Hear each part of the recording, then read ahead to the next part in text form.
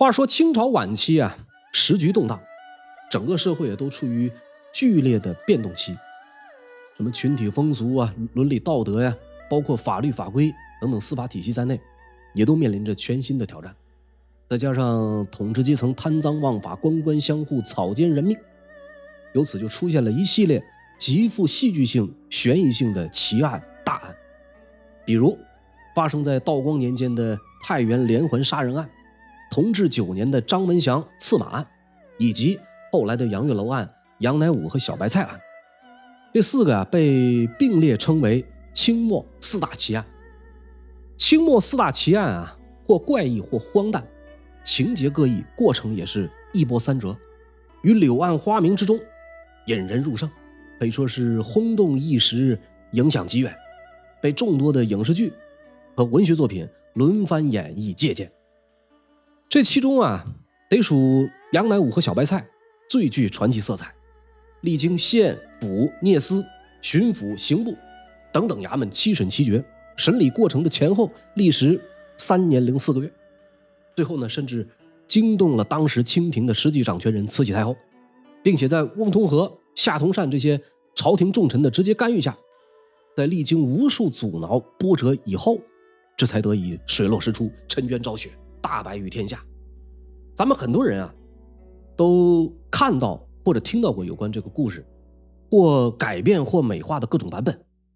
那么今天呢，我们就聊聊历史上真实的杨乃武与小白菜案，以及这个案件背后的一些历史谜团、人情冷暖。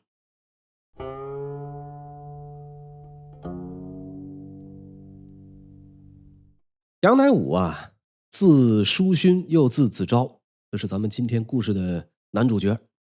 他出生在道光20年，哪儿的人呢？浙江余杭人。他的父亲叫杨普堂，家里世代以种桑养蚕为业，家境殷实，衣食无忧。杨乃武呢，打小勤奋好学，再加上家境殷实，供得起，20多岁就考中了秀才。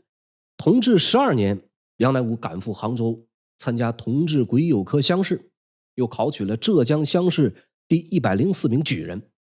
整个余杭县啊，他是当年唯一一个中举的才子，左邻右舍、街坊乡亲都羡慕不已。您注意，这举人可不得了，在那个年月，那就等同于平步青云，可以选择继续考取功名，也可以选择直接做官。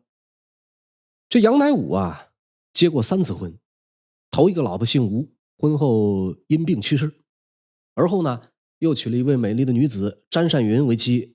这平日里呢，夫妻2人是琴瑟和鸣，举案齐眉，相敬如宾。可惜好景不长，这个詹善云啊，在同治11年因为难产去世。这之后呢，杨乃武又娶了詹善云的妹妹，前面的被称为大杨詹氏，后面的被称为小杨詹氏。说当时这个余杭县仓前镇葛家村有一名叫葛品莲的男子，来到县城一家豆腐店帮工，经人介绍婚娶了一名女子为妻。这名女子呢，叫做毕秀姑。毕秀姑乳名阿生，咸丰6年出生在余杭县仓前镇的毕家塘村。虽然出身农家呀，但是她天生丽质，肤色白皙，容貌秀丽。这个毕秀姑呢，平时喜欢穿一件绿色的外褂，再扎一条白色的围裙，因此人们啊就送了她一个小白菜的外号。这葛品莲啊和小白菜成婚以后，没有房子，正好杨乃武呢在巷口新造了楼房3间，这葛品莲2口子呢就以月租800文的价格租了杨家一间空闲的房子。从打同治11年4月开始，葛品莲夫妇和杨乃武一家同住在了一栋楼房里边。小白菜毕秀姑手脚勤快，干活麻利，很快呢赢得了杨家人的好感。杨乃武和当时的妻子大杨詹氏都很喜欢小白菜，将他当作自家人来看待，不分彼此。双方的关系啊，相处的十分融洽。这个大杨詹氏啊，经常叫小白菜到自己家和他们夫妇同桌吃饭。在豆腐店做工的那个葛品莲，由于每天半夜就要起来做豆腐，经常就睡在豆腐作坊，不常回家。有夫妻两人呢聚少离多。小白菜呢，除了日常操持家务以外，这个期间对读书诵经产生了浓厚的兴趣。主家杨乃武啊，于是就在闲暇时候呢，经常指导小白菜，有时候甚至同窗共话，秉烛夜读。即便是在大杨詹氏难产去世以后，关系亲近的杨乃武和小白菜依旧是同桌进食，秉烛夜读。这种情况你别说那个年月，就是放到现在也避免不了被人说闲话。这俩人啊是相处融洽，但是很快呢被一些市井无赖捕风捉影，大肆宣扬，诬陷两人之间有着不清不楚的关系。由此呢，杨吃白菜这么一个谣言就在市井间传的是沸沸扬扬。听到流言蜚语，起了疑心的这个葛品莲啊，找机会暗暗潜入家中观察，但是发现杨乃武和妻子只是识字背诗念佛经，并没有任何的不轨举动。这时候的杨乃武啊，也不堪忍受外面的闲言碎语，为了自证清白，他把房租从800文涨到了1000文，用这种故意提高房价的这个方式，让葛品莲夫妇从家中搬了出去，主动切断了和小白菜的联系。说这话啊，就到了同治12年闰6月，葛品莲夫妇搬家另住。可是葛品莲啊，从此有了心结，整天的疑神疑鬼。这两口子呢，常常因此吵闹不休。有时候气怒难下的葛品莲还会家暴小白菜。不堪欺辱的小白菜曾一度扬言要出家去当尼姑。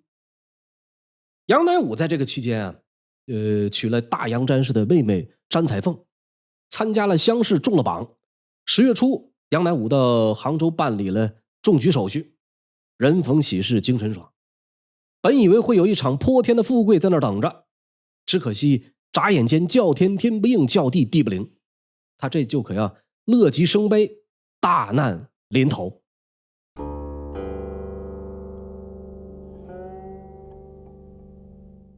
同治12年10月初9这天啊，葛品莲在豆腐店帮工，突然感觉身体不舒服，回家途中接连呕吐。因为没吃早饭呢，路边上买了粉团吃，到了家门口再次呕吐不止。妻子小白菜把他扶进屋，脱下衣服躺到床上，葛品莲仍然连连呕吐，大叫发冷。询问他病情啊，他说体弱气虚，可能是流火病复发，补一补身子就会没事了。于是这葛品莲呢，就让妻子出门买来桂圆和东洋参煎服。小白菜按照吩咐买了补药给丈夫服下。哪成想呢，葛品莲不但没见好转，反而口吐白沫，病情加重。家人们请了医生诊治，但是呢仍然没有见效，又给他灌下什么万年青汁萝卜子汤，也是无济于事。挨到了转一天10月初10下午申时，葛品莲啊俩头一蹬，气绝身亡。就在他死后第2天晚上，这个嘴角鼻子都有淡淡的血水流出。他的母亲沈御氏啊，怀疑儿子是中毒身亡，于是呢向县衙递交了验尸呈词。人命关天，余杭知县刘锡同时年69岁，直隶天津府盐山县人，道光丁酉科顺天乡试举人。刘锡同接到呈词以后，立刻升堂查问，正打算前往葛家勘验，刚好赶上交往甚密的秀才陈竹山来给他看病。这陈竹山呢，就把街坊传闻的葛品莲之死是杨乃武小白菜阴间毒杀的猜测告知了知县刘锡同。刘锡同随后带领仵作沈祥以及门丁沈彩泉前往葛家验尸。仵作沈祥验得葛品莲尸身仰面呈淡青色，口鼻处均有淡血水流出，身上其有大泡10余处。这种情况和洗冤录中所记载的砒霜致死这个特征牙根青黑、七窍流血、遍身皆起小泡的状况并不相符。随后沈祥啊用银针刺探尸身喉部，却发现这银针啊呈现青黑色，擦之不去。这到底是不是砒霜中毒？这个沈祥犯了嘀咕。旁边那个门丁沈彩泉啊，这时候来到近前询问，沈祥说可能是生烟土中毒致死。沈彩泉说不可能，绝对不可能，那个生烟土都是自己吃，这个一定是砒霜致死。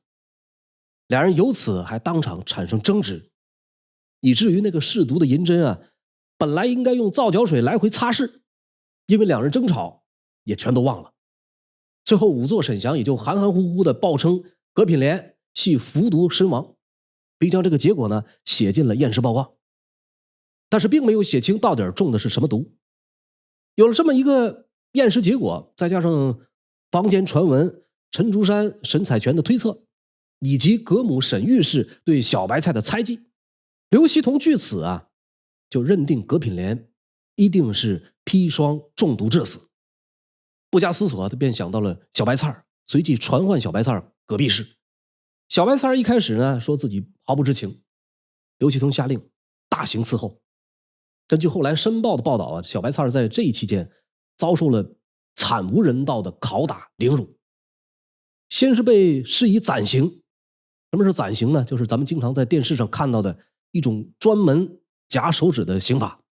斩刑过后，又对小白菜施以烧红铁丝刺乳、吸龙滚水浇背，刑讯逼供的手段无所不用其极，把小白菜折磨到死去活来。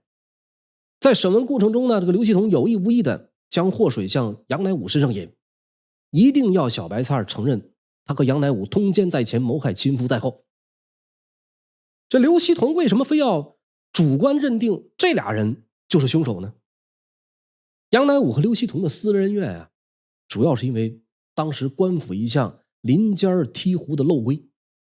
临间剔湖指的是老百姓在交粮的时候，要把粮米放进官府设置的粮壶称重，负责称重的粮差要用脚狠狠踢上3脚，让粮米洒出湖外，并且呢洒出来这部分不允许老百姓扫取，积少成多，这种人为的损耗最后呢就被官吏们收入囊中。这项潜规则实际上从雍正时期就被明令取消。浙江的府台衙门也曾布告准许粮户扫取1米，但是政策到了下边往往总有对策。余杭县这个地界漏规照旧，始终不改。杨乃武呢是为人性情耿直，好打不平，他就替这些百姓出头，一纸诉状递到衙门，请求官府剔除漏规。刘锡同把杨乃武传到县衙，这杨乃武呢据理力争，把这刘老爷说的是哑口无言，最后只能是不了了之，漏规依然如故。杨乃武一怒之下，在县衙照壁上写下大清双王法，浙江粮府台这么一副对联。刘锡同看后恼怒万分，但是碍于杨乃武有功名在身，也只能是暂且强忍下这口恶气。但是从此以后，余杭县上上下下的贪官污吏可就开始对杨乃武恨之入骨。这次葛品莲的死让刘锡同动了私心，好你个杨乃武，天堂有路你不走，地狱无门你自来投。他感觉公报私仇的机会来了，一定要将这杨乃武置于死地。那么在他的指使下呢，酷刑加深的小白菜最后只能是屈打成招，按照刘锡同的授意，诬陷杨乃武是毒死葛品莲的幕后主谋。他捏造说10月初5杨乃武给他砒霜，授意他毒害亲夫。在10月初9，小白菜将这个砒霜倒入桂圆参汤给葛品莲服下。有了小白菜的口供，刘锡同立刻传讯杨乃武。杨乃武刚开始呢拒不认罪，并且举证在葛品莲病死前后几天，他本人并不在余杭，而是去了南乡岳母家中。按照大清律例杨乃武有举人的功名，不能用刑。刘锡同呢随即奏请杭州知府，请求革去杨乃武举人身份。没等这个朝廷下发批文，刘锡同呢就下令对杨乃武动刑。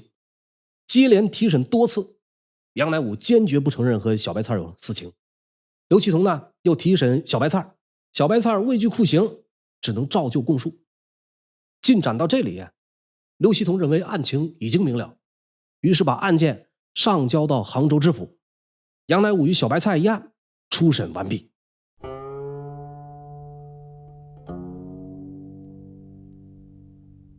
清代的法律程序啊，军民人等要打官司告状的，先报所在州县初审，而后呢，按照管辖级别再逐级转审复核，经过府台按察司直到督府。说杨乃武小白菜的案子啊，从余杭县到了杭州，知府老爷姓陈名鲁，刘锡同将案卷呈给了上级，但是却压下了杨家家属提供的杨乃武期间不在余杭的证明。与此同时呢，革去杨乃武举人的这个御批已经下达杭州。杭州知府见杨乃武已经没了功名，上来就是一顿严刑逼供，什么跪钉板、跪火砖、上夹棍、吊天平架，惨不忍睹，生不如死。连着过了几堂以后，这个杨乃武被屈打成招，说葛品莲是他和小白菜因为奸情合谋毒死。知府大人陈鲁啊，又追问这个砒霜的来源，杨乃武编造说是他在余杭仓前镇药铺爱仁堂所买，这个药铺掌柜叫做钱宝生。陈鲁认定案情已经真相大白，于是呢，命刘锡同取来钱宝生的供词之后，就可以定案了。可是事实上呢，这个钱宝生纯属杨乃武无中生有。可巧的是，这个爱仁堂这家药铺老板也姓钱，只是呢名叫钱坦。刘锡同那边啊，直接来了个就坡下驴，安排人对钱坦威逼利诱。钱坦的人生道路从此不再平坦。他最终呢做了假证，声称曾经把砒霜卖给了杨乃武，并出示了当天的销售凭证。这个案情进展到这里啊，实际上已经出现了口供不统一的情况。小白菜说初五收到杨乃武给的砒霜，杨乃武说是在初三。陈鲁呢也是个糊涂蛋，完全没有依照程序一一对质，直接以谋夫夺妇定案。小白菜判处凌迟，杨乃武判了个斩立决，同时上报给浙江按察使。提刑按察使司主管一省之司法，又被称为聂司、聂台。浙江这个时候的按察使啊叫蒯鹤孙。案子到了聂司蒯大人这儿，这个蒯鹤孙开始感觉到可疑。他本人啊也是举人出身，将心比心，联想到杨乃武这位新科举人，这个蒯大人不太相信一个前途无量的人会为一个普通女子放弃自己的前程，甚至为此丢掉性命。于是他接连组织了2次审讯。但是杨乃武小白菜啊，在经过县府2级多次酷刑折磨以后啊，已经心灰意冷到不对翻案抱有幻想。两人在聂司衙门审讯过程中供述如前。蒯鹤孙呢又叫来刘锡同和陈鲁问话，这俩人全都信誓旦旦说铁证如山，绝无冤屈。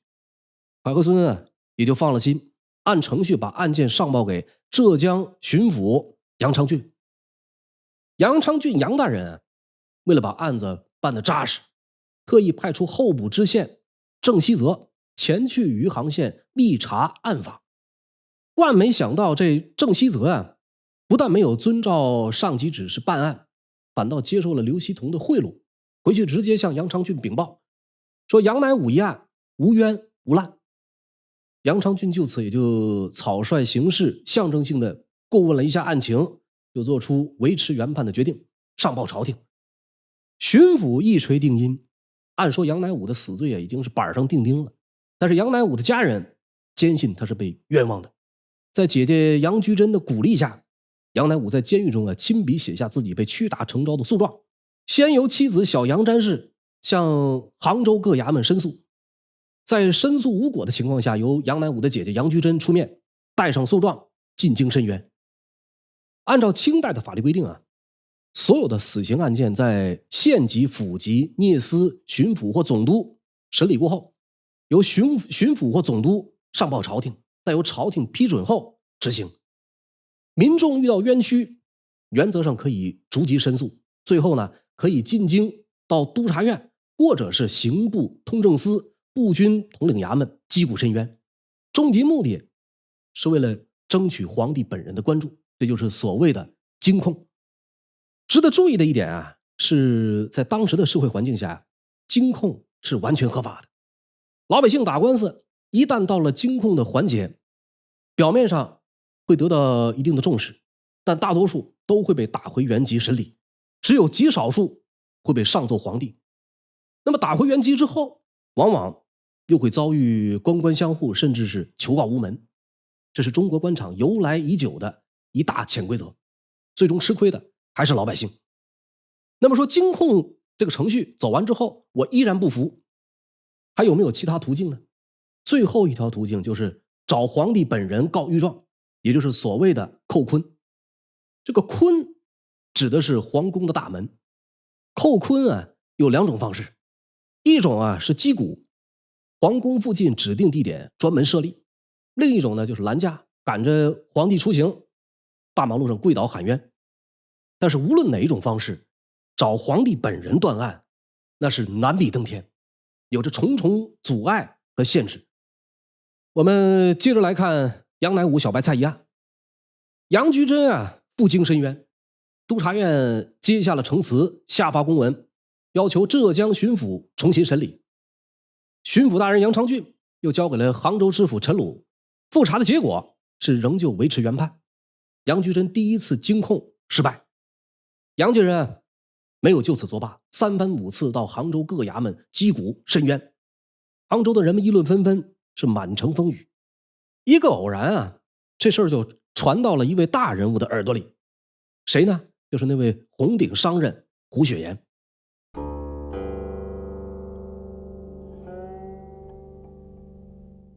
胡雪岩听说了杨乃武的冤案，资助杨家人啊继续上京申冤。杨居贞和小杨詹事带上诉状，按照胡雪岩的指点，找到当时的翰林院编修、刑部侍郎、浙江籍京官夏同善，又在夏同善的帮助下遍访30多位浙江籍官员，随后在步军统领衙门、刑部、督察院分别投递诉状。夏同善呢，又把这案子和大学士翁同龢商量，翁同龢很是重视，把案情面陈两宫皇太后。随后慈禧太后啊一道一旨，要求刑部着令浙江巡抚杨长俊亲自审理，务必查个水落石出。杨长俊随后啊会同多名州县官员审案，由于没有动刑，杨乃武小白菜这一次全都推翻了原来所有的有罪供认，并且引来了上海申报跟踪报道。杨乃武小白菜一案呢迅速轰动江南，这个事情终于有了转机。可是接下来呢又赶上同治皇帝驾崩，审来审去一再拖延，没有结案。这时候有刑部给事中王书瑞上奏朝廷，说杨长俊等人啊是复审重案，亦存詹讯。朝廷很快亲命浙江学政礼部侍郎胡瑞兰就近复审杨乃武一案。案子进展到胡瑞兰这儿啊，已经是第7次审理。可是这位钦差胡大人啊不顾舆论，反而动用大刑对杨乃武小白菜不分白天黑夜的熬审，两人再次被折磨到体无完肤。杨乃武双腿尽断，小白菜食指暂脱，最终呢又一次被迫承认有罪。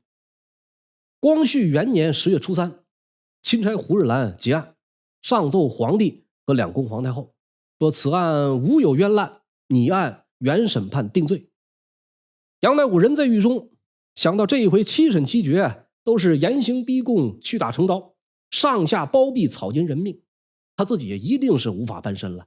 当时写下了这么一副对联，说举人变犯人，斯文扫地，学台充刑台，乃武归天。恰好就在这个时候呢，事情再次反转，申报再次对案情进展进行了报道，民间舆论哗然，朝野内外质疑的声音是此起彼伏。一位名叫边宝全的官员认为胡日兰没有刑事案件的经验，并且和杨长俊两人私交很好，很有可能存在偏袒行为，因此向朝廷奏请把案子提交到刑部来审理。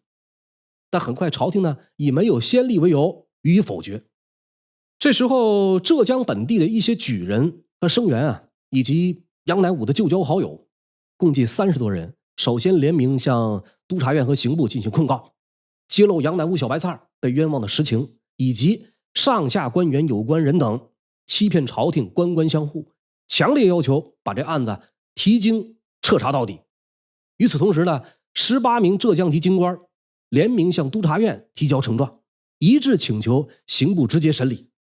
而翁同和、夏同善一些皇帝身边的大臣也一再面陈两宫皇太后，并且说此案如不平反，浙江将无一人肯读书上进。慈禧这回终于下了决心，下令要求刑部直接审理，务必要彻查根究杨弼一案。刑部接案以后在提审进京人证的过程中，很快发现余杭知县刘锡同所勘验的葛品莲中毒身死的尸体勘验结论很有问题，于是又将葛品莲的尸棺押运进京重新勘验。光绪2年12月初5，葛品莲的尸棺到京，存放在海会寺。到了初9这天刑部尚书桑春荣领头率领刑部堂官6人、司官6人、仵作差役40余人，以及人犯杨乃武、毕秀姑，在海会寺开棺验尸。经过仵作们仔细的查验，最终给出验尸的鉴定结论：葛品莲周身大小尸骨呈黄白色，确属无毒因病死亡。至此，这个案情终于大白天下。而等待杨乃武和小白菜以及7审7决的官员们的结局又会如何呢？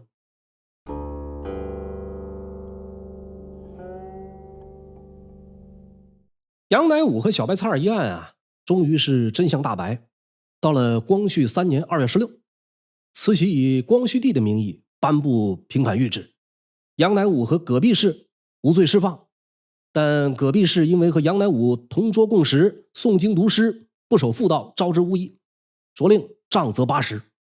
杨乃武和葛弼士虽无通奸，但同时交经不知避嫌，有伤风化，杖责100，被革去的举人身份，不予恢复。延续了3年多的江南经世冤案终于尘埃落定。平反昭雪以后的杨乃武回到余杭已经家徒四壁，好在世代经营桑蚕，胡雪岩又出资帮忙赎回了几亩桑田。劫后余生，杨乃武沉下心来，潜心研究育蚕养蚕的技术。他所培育的蚕种以高孵化率、抗病性强以及蚕茧色泽光亮而闻名，深受当地蚕农的喜爱。他把自己培育的蚕种命名为单身牡丹。这一蚕种曾在抗日战争前名扬杭嘉湖一带。杨乃武本人一直到民国3年，因为疮疽不治身死，享年74岁。另一主要人物小白菜，出狱后心灰意冷，不愿再嫁人为妻。后来削发为尼，法号惠定。1930年，小白菜毕秀姑走完了她清冷孤寂的后半生。余杭县仵作沈祥作为这场冤案的重要责任人之一，杖责80，流放发配。余杭县令刘锡同徇私舞弊，草菅人命，公报私仇。为了坐实杨乃武一案，他逼供诱供，胆大包天，篡改供词，愚弄上司，被革去县令，发配黑龙江。这老头这时候已经70多岁，最后就死在了黑龙江。杭州知府陈鲁糊涂草率，审讯时滥用酷刑，导致杨乃武一案越闹越大。清廷下旨革去陈鲁知府的职务。浙江巡抚杨昌俊昏聩不明，作为一省主官起了很坏的带头作用，革职论处。礼部侍郎胡瑞兰身为钦差，不能秉公断案，再审复审，滥用酷刑。为了乌纱草草结案，清廷最后下旨将其革去官职。不少文艺作品说经过这么一番折腾被罢官的多达300多人，还有的说被摘去的顶子有1箩筐。这种说法纯属是民间传说，不够准确。根据故宫馆藏的原始资料，慈禧太后以光绪名义颁布的谕旨，最终被革职查办的官员一共就10位。除了上面提到的刘锡同、陈鲁、杨昌俊、胡瑞兰以外，原浙江按察使蒯和孙在结案的时候已经亡故，不予追究。余下的还有宁波知府边宝成、嘉兴知县卢子申、候补知县顾德恒、龚世同、郑希泽一并受到处罚。但是涉案的2位最高官员杨昌俊和胡瑞兰被革职之后又先后启用。杨昌俊后来历任闽浙总督、陕甘总督，胡瑞兰几年以后呢，启用为通政史司副使，最后官至大理寺卿。还有一位药铺掌柜钱坦，这是唯一一位冤死狱中的涉案人员。杨乃武呢，因为畏惧刑讯逼供，谎称从钱宝生处买来的砒霜，刘希同威逼利诱，强迫这个钱坦承认就是钱宝生。杨乃武劫后余生，心存愧疚，之后呢，经常到钱家看望，并且给钱家的药铺写过这样一副对联，说明厂利厂既是细厂，做得出满天富贵，寒药热药无非良药，医不尽遍地炎凉。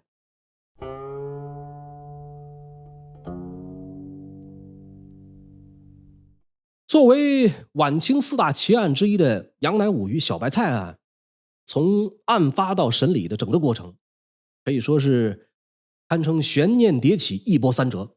难能可贵的是，他在最终迎来了柳暗花明的结局。问题是，在那样一个官官相护、草菅人命的时代，一个被县令知府乃至一省巡抚都极力强压掩盖的冤情，为什么偏偏他能够在最后的关头实现逆风翻盘呢？这里边有这么几个因素不可忽略。第一点是杨家人的坚持和努力，如果杨家人早早选择放弃，势必很难再有奇迹出现。正是杨家人持续不懈的努力，才让杨乃武死里逃生，得以沉冤昭雪。值得敬佩的是杨乃武的姐姐杨菊珍和弟弟感情深厚，一个弱女子不畏强权，上下奔走，八方求援。这个第二点也是最为关键的，杨乃武举人身份背后的人脉和社会资源。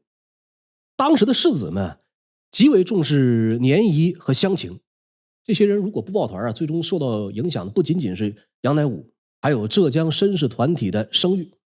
这也是为什么那么多浙江籍京官和举人生源甘愿冒上政治风险，也要为杨乃武平反的根本原因。这里面有几个关键人物。头一个呢是刑部侍郎夏同善，他跟翁同龢是同科进士，两人又同为帝师，这俩人在杨乃武一案上观点一致，对最终慈禧同意提请审理起到了至关重要的作用。另一个关键人物是浙江绅士汪树平，因为和杨乃武两人是同科同榜的举人，既是同乡又是同年。当时这个汪树平在京城担任内阁中书，他的堂兄汪树堂是刑部员外郎，他的祖父曾经做过内阁大学士。有这些社会资源，所以后来呢才会有以汪树平为代表的18位浙江籍官员共同呈状。还有一个关键人物叫吴以同，他同样和杨乃武是同乡同年，尽管当时没有官职，却是红顶商人胡雪岩家中的教师、私人幕僚。杨家人先后得到胡雪岩的资助和指点甚至最终杨乃武能够昭雪，很大程度上是因为吴以同的相助。咱们前面说了2点原因，第3点原因民间舆论的压力也是一个重要因素。在杨乃武一案3年多审理过程当中，这个《申报》共发表新闻评论60多篇，抨击晚清官场的不公平对待，通过舆论形成无形的压力，最终呢有力促进了冤案平反。这第4点原因是杨家自身的硬件条件过硬。我们都知道，在清代普通老百姓一般是打不起官司的，启动一次诉讼程序，即便只是在当地的州县，所需的费用也足可以让一个普通家庭倾家荡产，更何况杨家要千里迢迢上京呈控呢？这个衙门口朝南开，有理无钱你莫进来，其实任何一个年代都是这么个道理。综合以上这些我们也就不难理解为什么小白菜一直不积极申冤了。一个呢是他没有杨乃武的举人身份，二是女性在当时本身就是弱势群体，最关键的是他没有杨乃武的社会资本，所以只能听之任之，默默承受这种歧视和抛弃。民就是民，官呢就是官。好了，关于杨乃武小白菜啊，咱们就聊到这儿了。感谢您收看收听烽火赵东南。如果喜欢我的节目，欢迎订阅我的频道。本期节目到此结束，我们下期不见不散。